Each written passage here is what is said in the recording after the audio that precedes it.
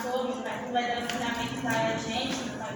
Vai abençoando cada um que está aqui, meu Pai. Abençoa o nosso pastor, que a gente sai daqui mais cheio, meu Pai, da tua palavra, Senhor.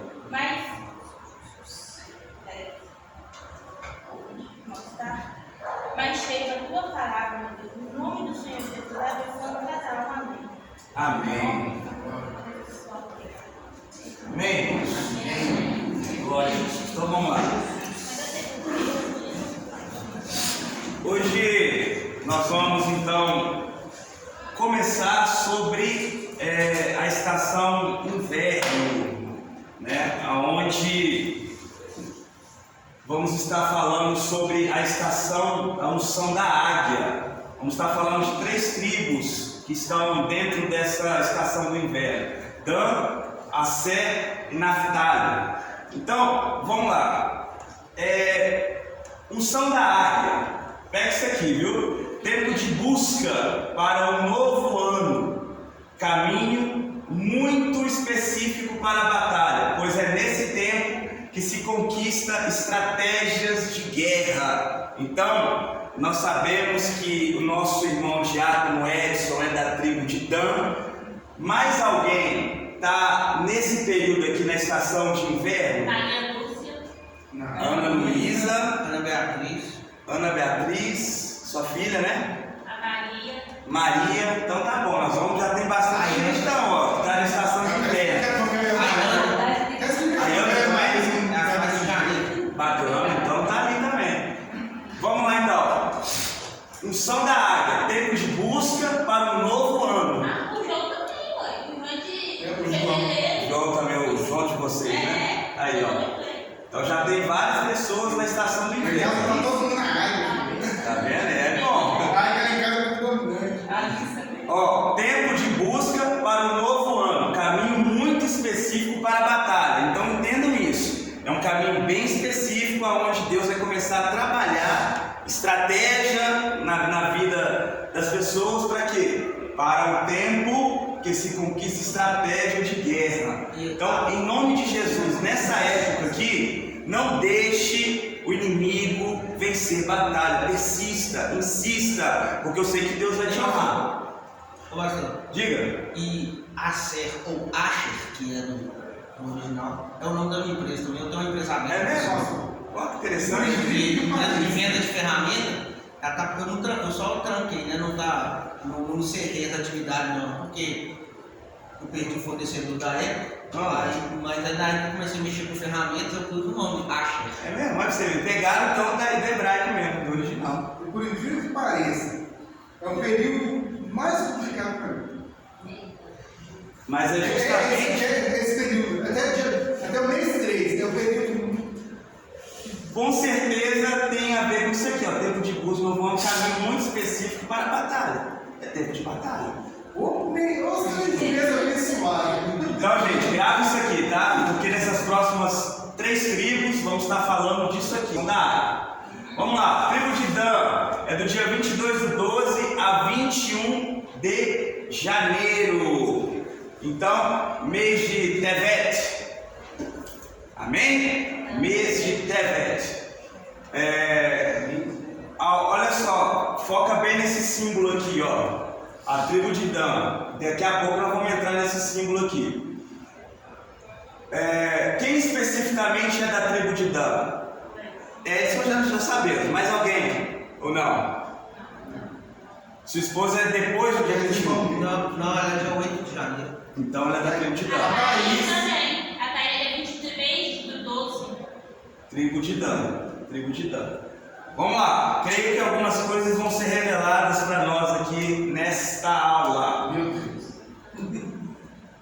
A tribo de Dan, ela está no 10º mês judaico. Então, seguindo a ordem que nós estamos fazendo, essa aqui, o Tevet, é o 10º mês judaico. Mês de anulação satânica. É um mês onde o inferno ele batalha muito contra a gente conquistar bênçãos e buscar diante de Deus aquilo que o Senhor tem para nós. Por isso, estratégias de guerra. mês de anular a ação satânica. Eu creio nisso em nome de Jesus Cristo. Mês de cuidar da concupiscência dos olhos. Abre em Mateus 6:22. Os desejos da carne. Os desejos, concupiscência, porque na Bíblia está assim, concupiscência da carne. Quem achar pode ler Mateus 6:22. A candeia do corpo são os olhos, de sorte que se os teus olhos forem bons, todo o teu corpo terá luz. Lê de novo para mim, por favor. A candeia do corpo são os olhos, de sorte que se os olhos forem bons, todo o corpo terá luz. Tem 23, pode ler? Pode. Se porém os teus olhos forem maus, o teu corpo será tenebroso. Se portanto a luz que em ti há são trevas, quão grandes serão tais trevas? Completou, né? Tirando o pastor Alisson aqui, alguém sabe o que é candeia? Lâmpada, a lamparina, a luz, aquilo que ilumina. Então, olha o que o versículo está falando. Os olhos são a lâmpada do corpo. Olha a minha versão, que é King James. Portanto, se teus olhos forem bons, teu corpo será pleno de luz. Então, se os teus olhos forem bons, teu corpo será pleno de luz. Pai Senhor Jesus. Mas, se os teus olhos forem maus, vai dar lugar para isso aqui, ó. Ação satânica. Então, perceba que é o mês de cuidar dos olhos, principalmente vigiar naquilo que o mundo apresenta de prato para a mesa daqueles que têm o desejo de realizar, fazer um banquete da carne. Então, foca muito nisso aqui, mês de cuidar dos olhos, principalmente. Mês da anulação do olho mau, é justamente o versículo 23 que o pastor Alisson leu. Então, nós temos que vigiar muito nesse período, porque é um período que o inferno ele vem, mas se nós tivermos consciência da busca que nós temos em Deus, as coisas vão facilitar para o nosso lado. Creia naquele que está envolvido na sua vida. Creia naquele que te sustenta, que te guarda, que te fortalece em nome de Jesus. Tempo de esperança. Pensa só numa coisa, se estamos em guerra, se Deus está dando estratégia para nós entrarmos em guerra e vencer, nós temos que ter principalmente o quê? Esperança de vencer, buscar. Então, olha Esther. Esther foi levada para o palácio para iniciar o tempo de libertação. Quem achou aí pode ler Esther capítulo 2, versículo 16 e 17. Assim foi levada Esther ao rei Assur, a sua casa real, no 10º mês, que é o mês de Tabete, no 7º ano do seu reinado. E o rei amou a Esther mais do que a todas as mulheres, e a alcançou perante ele graça e benevolência, mais do que todas as virgens, e pôs a coroa real na sua cabeça, e a fez rainha em lugar de Vaste. Então, olha aí para você ver, no livro de Esther já está citando o mês de Tebete, é justamente o 10º mês, tá vendo? E na Bíblia fala claramente a respeito desse mês. Então, olha que interessante isso aí. Então, tempo de esperança, tempo onde o diabo nos influenciará a julgar com olhos maus. Alguém já passou por aquele momento de prova que a pessoa olha e fala assim: poxa, mas fulano devia ter feito isso, e começa, às vezes, pode a pessoa até ter errado, mas vem um peso de julgamento e olhando com um olhar não de misericórdia, como o Senhor Jesus ensina, mas com um olhar de julgamento, querendo, tá vendo, errou, pecou. É isso aí, gente. Então, o diabo ele trabalha para a gente fazer isso aqui, e eu conheço muita gente que caiu em pecado por causa disso e não conseguiu voltar para a presença do Senhor. Olha como é que isso é muito sério, essa influência dos olhos maus. Então é muito importante nós termos estar atentos a esse tipo de situação. Então, 10º mês judaico, mês de Tevet. Quem foi Dan? Agora vamos entrar quem foi Dan. O 5º filho de Jacó, sua mãe era Bila, serva de Raquel. Seu nome significa homem de Deus que julga. Não é à toa que nós estávamos falando de olhos maus e bons em relação àquilo que julgamento. Então, Dan significa homem de Deus que julga. Depois de muita dor e rejeição, Raquel conseguiu dar um filho para Jacó, porém através da sua serva Bila, que está nesse contexto aqui de Gênesis 49, versículo 16 e 17. Depois você confere, mas você vai achar esse contexto aqui, dessa questão de Dan, quando nasce através de Bila, serva de Raquel. O versículo 17 vai bater dentro da imagem que o Senhor mostrou no início. Lê então em 16 e 17, Gênesis 49. Dan julgará o seu povo como uma das tribos de Israel. Dan será serpente junto ao caminho, uma víbora junto à vereda, que morde os calcanhares do cavalo e faz cair o seu cavalinho por detrás. Aí, Dan, é isso aí. É como uma víbora que morde, mas é para batalha, para vencer. Não é para poder derrubar ninguém, não. Amém? Dan é uma tribo tremendamente artística. E aqui eu entendo o talento do nosso irmão Edson. Quando eu vi isso, eu falei, bateu certinho. Olha aqui para você ver, ó. É uma tribo tremendamente artística, com uma unção especial para lidar com metais e fabricação. Eles sabiam gravar em metal, madeira e pedra, criando assim brasões e outras esculturas. Olha aqui para mim. O Edson é extremamente artístico, e a nossa irmã, a esposa dele, a Tatiana, entende perfeitamente. Ele cria, mexe com madeira, cria as coisas. E aí eu comecei a entender, falei assim, tá vendo? Bate certinho. Daí vocês veem onde que encaixa realmente a pessoa dentro da tribo. Olha aí, uma curiosidade para vocês aqui, talvez vocês não sabiam. Bezalel, que era da tribo de Judá, trabalhou com Aholiabe, que era da tribo de Dan, no design e execução do tabernáculo e seus utensílios. Bênçãos, maldições e consequências já na construção do templo de Salomão. Uram-Abi, que foi enviado pelo rei Tiro para ajudar sua mãe, era da tribo de Dan. E qual era o dom dele? Trabalhar com metais, pedras e madeiras.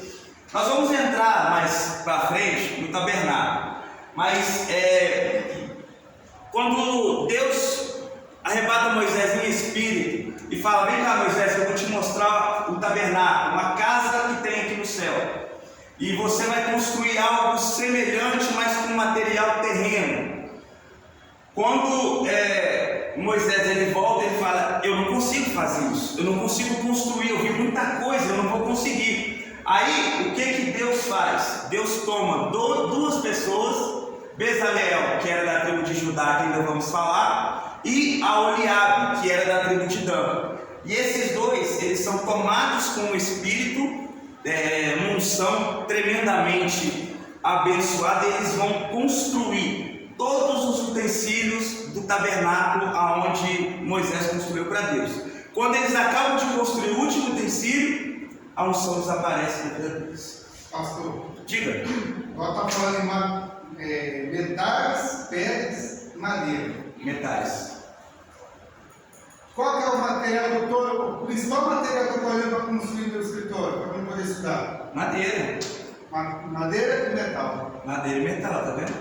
Porque madeira eu sabia, o metal você não estava lembrando aqui não. Daí você vê que você está encaixado nesse contexto aqui.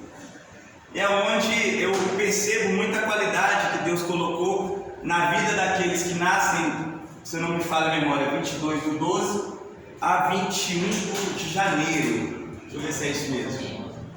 22/12 a 21 de janeiro. Então, quem nasce nesse período tem essa facilidade, esse dom artístico, porque Deus colocou na vida dessas pessoas. Bezalel era joalheiro. Quem? Bezalel. Bezalel, joalheiro? Eu não tenho essa informação, Da tribo de Judá. Bom, aí ó. Ele fazia joias no Egito, inclusive. É mesmo? Aí ó. Ele fabricava, sendo judeu, fabricava joias para o povo do Egito. Interessante que ele era da tribo de Judá. Interessante. A aula da tribo de Judá também vai ser tenso. Creio nisso. Então, irmãos da tribo de Dan, aproveitem o dom que vocês têm. Amém? Amém. No deserto, Dan fazia parte do pelotão do norte, juntamente com Naftali e Asser. Eles formavam a retaguarda na marcha do deserto, ou seja, eram os últimos a marchar. Por isso a bênção de ser como serpente junto ao caminho, apesar de não haver profecias negativas acerca de Dan. Olha que interessante que eu achei também. Algo terrível aconteceu em Juízes 18. Como é um capítulo inteiro, esse aqui eu vou pedir para vocês lerem depois, tá? Mas leiam, estudem, gravem isso aqui, Juízes 18. Algo terrível acontece, vocês vão achar lá. Os filhos de Dan se envolveram em roubo, idolatria e falsa adoração. Escrevi errado aqui, talvez esta seja a explicação do porquê Dan não recebe um selo entre as tribos em Apocalipse. As tribos vão receber um selo lá em Apocalipse. O que vai acontecer com eles é um assunto para outro dia. Não vou entrar nesse contexto agora de Apocalipse, não. Mas Dan não recebeu aquele selo, não. Por isso que Moisés Você fala em Apocalipse e a gente já está dentro. foi irado. Pois é, tá vendo? Olha a tribo aí. Moisés, Ficou irado, bateu aquela tábua da lei no chão, quebrou tudo. Ele também foi lá. Ele foi. ficou muito Desceu irado. do monte e se debateu com um bezerro de ouro. o pessoal estava adorando o bezerro de ouro e a tribo de Levi se levantou e matou alguns israelitas por adorarem falsos deuses. Então teve essa questão mesmo. Moisés ficou tão irado que quebrou as tábuas da lei. Perfeito. Depois teve que fazer com a própria mão.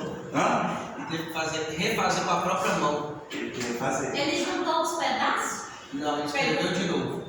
O primeiro, quem escreveu foi o próprio Deus. Mas na segunda ele teve que gastar tempo. Mas no caso assim, o pastor está perguntando ali, pai, é que se ele juntou todas elas para conseguir copiar tudo que Deus tinha escrito antes. A Bíblia não relata Ele isso. relata que ele conseguia gravar tudo que Deus, todas as Então, coisas. a Bíblia não relata se ele conseguiu juntar, mas eu creio que ele tinha tanta intimidade com Deus, tanta comunhão, que ficou fixado na mente dele os mandamentos. Entendeu? Tanto que era Moisés que ensinava. Quantos mandamentos você acha que existe para a nação de Israel dentro da Bíblia? Tem gente que fala que são 10. Eu não tenho certeza, mas eu creio que seja 12. 12? Ih, vocês passaram longe demais. Não são leis, né? Vamos colocar a palavra lei. Não são 12, não. É muito mais que 12. A lei, antes de Jesus seguir, antes de Jesus me perseguir, a lei de Deus, cara. As 10 principais Jesus resumiu em 2, mas são muito mais do que 10. São 312 leis. 312 leis. Que está tudo fixado aqui. Moisés ensinava uma por uma para cada um. O primogênito de cada família sentava no pé de Moisés para aprender as 613, gente, desculpa, falei errado. 613 leis, não são 302, são 613 leis. E o primogênito de cada família, Moisés sentava e ensinava. E todo mundo aos 5 anos começava, dentro da tribo de Levi. E aos 12 anos eles tinham que recitar para Moisés, ou para os 70, que era o grupo que Moisés, direcionado por Deus, formou, para as pessoas, os jovens, tinham que recitar as leis que Moisés passava para eles. E naquela época já era assim, ainda hoje, mas de uma outra maneira. Então, conhecia a Bíblia ou não conhecia? O povo buscava Deus, gente. Então, se o legado de Moisés, deixando para frente o que ele aprendeu, para os mais jovens ensinarem para aqueles que iriam vir ali, né? Não era, o ensinamento não partia de qualquer um. Mesmo quem aprendia, nem sempre conseguia ensinar. Moisés que instruía, buscava. Depois isso se tornou o papel do sumo sacerdote, depois de Moisés. Mas acontece o seguinte: a capa de Moisés, para você ver, nós estamos entrando em outro assunto. A capa de Moisés, lembra quando Moisés ele desce da montanha e cobre o rosto está brilhando? Aquela foi a capa que ele usou. Com o passar do tempo, os príncipes de Israel, aqueles que tinham conhecimento da lei, eles usavam aquela capa, aquela mesma capa, e foi passando de geração em geração. Por exemplo, Elias usou a capa, Eliseu usou a capa, Sansão usou a capa, e por fim essa capa ela é excluída quando, alguém sabe? Ninguém? É excluída o uso dessa capa quando um homem chamado Nicodemos, ele encontra com o Todo-Poderoso, só que ele estava usando a capa que Moisés usou, a capa do príncipe. Aí por isso que as pessoas falam, mas tu sendo príncipe, é o maior pregador de Israel, é o príncipe de Israel, porque ele usava uma capa que Moisés usou. Só que quando ele encontra ali, Jesus fala com ele: você conhece muito, só te falta uma coisa, nascer de novo, aprender tudo de novo, você não está sabendo nada. Aí é uma porrada que Jesus dá para o príncipe, aquele que estava usando uma capa que Moisés usou. Pega isso aí, irmão, que é de graça, viu? Vamos embora. Deixa eu ver aqui. Tá, passamos aqui. Vamos voltar para a tribo de Dan. Pontos fracos de Dan. Vamos falar mal da tribo de Dan? Eita, mas já falou muito. Vamos falar mal do tribo de Dan. Olha lá. Usar a habilidade artística para as trevas. Esse é um ponto fraco. Aí é por isso que Deus pegou no laço de bom.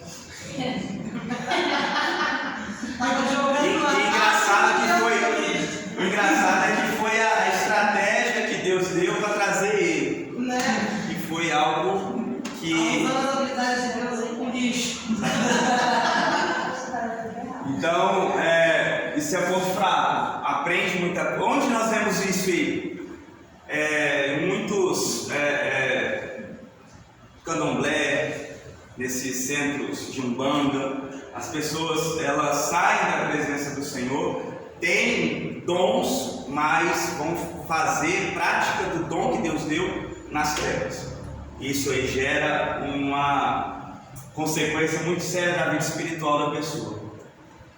Julgamento segundo perspectiva humana.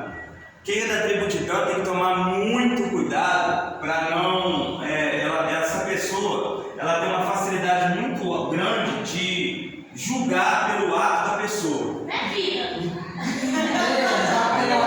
acho que é o único das tribos que falou 100% a verdade. Ficou claro? Agora é a hora de falar mal da pessoa de Dan. E tem que vigiar, né? Tem que vigiar, porque isso é muito sério. A pessoa perde bênção por causa disso. Ela às vezes pode ser usada pelo inferno para poder. Eu falo muito que a boca ela tem um poder. Um líder, através da boca dele, tem um poder, ou dela, tem um poder de levantar alguém ou terminar de derrubar. Às vezes a pessoa está fraca espiritualmente, a pessoa vem com uma paulada, com uma pancada, uma palavra mal falada, e a pessoa sai da igreja, sai do ministério. E aí, o sangue daquela alma vai cair na vida de quem? Da pessoa que fez. Então, vigia na língua, vigia nos olhos, porque isso é muito sério mesmo. Ouviu, tribo de Dan?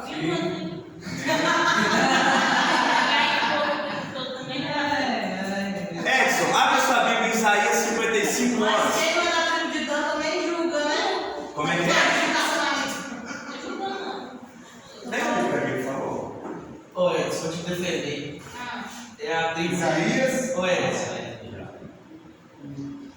Foi. Vou te defender. É a tribo até agora, é a tribo que teve menos pontos fracos. Sim, por incrível que pareça. Você lembrou? Você lembrou bem. É o pior dele. Hã? O julgamento é o pior. Depende do ponto de vista, né? Mas é uma... Assim, ela vai mais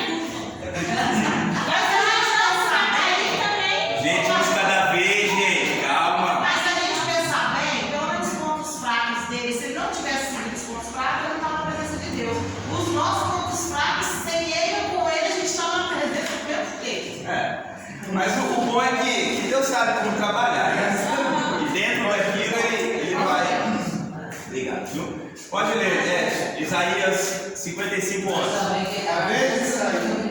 Gente, por favor, um de cada vez. Pode ler, Edson. A vez de sair com grande alegria, e em paz serei reconduzido. Os montes e colinas irromperam em canto diante de vós, e todas as árvores do campo baterão palmas em uníssono. Então, olha isso aí como que vai entrar dentro disso aqui. Pontos fortes e bênção de dano. Sentinela das tribos. Sentinela das tribos. Lembra que nós lemos ali atrás que eu vou colocar, depois eu vou procurar no mapa e coloco aqui para vocês. A tribo de Dan ela ficava ao norte, junto com Asser e Naftali. E ao norte, para vocês entenderem, é para esse lado. Aqui é o sul. E o acampamento ele sempre parava com a entrada do tabernáculo virada para o sul. Então, quando eles iam deslocar, eles, se fosse para o leste, para o oeste, até para o norte, eles viravam tudo. Este era o posicionamento. Não tinha como mudar. Era esse o posicionamento que Deus deu. Então, eles eram sempre os últimos a sair. Eram sentinelas da tribo. A tribo de Dan, ela tem isso como uma característica, ser sentinela, vigilante, observar, seja no culto, seja em casa, seja na família, seja no trabalho. Isso é um dever, uma característica que Deus deu para a tribo de Dan, Asser e Naftali. Me perdoe se eu estou batendo sem saber, tá? Vamos lá. Você vai ligar demais. Mas aí entra uma parte boa. Guardava as costas da tribo nas guerras. O que o Edson é pastor? Ele é intercessor. O intercessor fica onde? Nas costas. Então ele guarda as costas do rei da tribo. O rei da tribo, o rei é Jesus. Não, Eu entendi o que você quis dizer. Quem está na frente, né? Na Isso. direção aqui. Patriarca. Isso, patriarca. Isso. É uma colocação interessante que você usou aí. É uma qualidade isso. Eu não estou fazendo como defeito. É uma qualidade. É o sentinela da tribo. Isso não é para qualquer um. Isso não é para qualquer um. Então, assim, nós falamos, como o pastor Alisson falou, são poucos os pontos fracos, mas as qualidades são muitas, olha. São 4. Eu vou falar que você ficar nas costas de uma pessoa. E guerra espiritual. Ficar nas costas de uma pessoa, patriarca. Nas guerras espirituais não é fácil. É por isso que lá no começo falou-se sobre estratégias para a batalha. Irmãos, fazer parte, isso aqui às vezes a gente fica brincando, mas é uma coisa muito séria. Se nós entendemos, encaixarmos, vocês verem a pastora falando direto da tribo de Benjamim, ela fala com orgulho. Eu acho bacana isso. Eu acho muito bacana. Mas você se encaixar na sua tribo, ver as qualidades e buscar fazer aquilo que é qualidade e trabalhar dentro daquilo que está sendo ensinado aqui passado, vocês vão voar nas asas do Espírito Santo, vai ser bênção. E isso aqui é um orgulho, é uma satisfação trabalhar. Você imagina naquele tempo, hoje é um orgulho, mas imagina naquele tempo do tabernáculo, ficar na retaguarda e a arca da aliança ali na frente, e você sabendo que você tem que guardar as costas ali, se vigiar, porque se uma tribo, se alguém viesse atacar Israel por trás, Dan, Naftali e Asser eram os primeiros a entrar em combate. Ó, é mistério.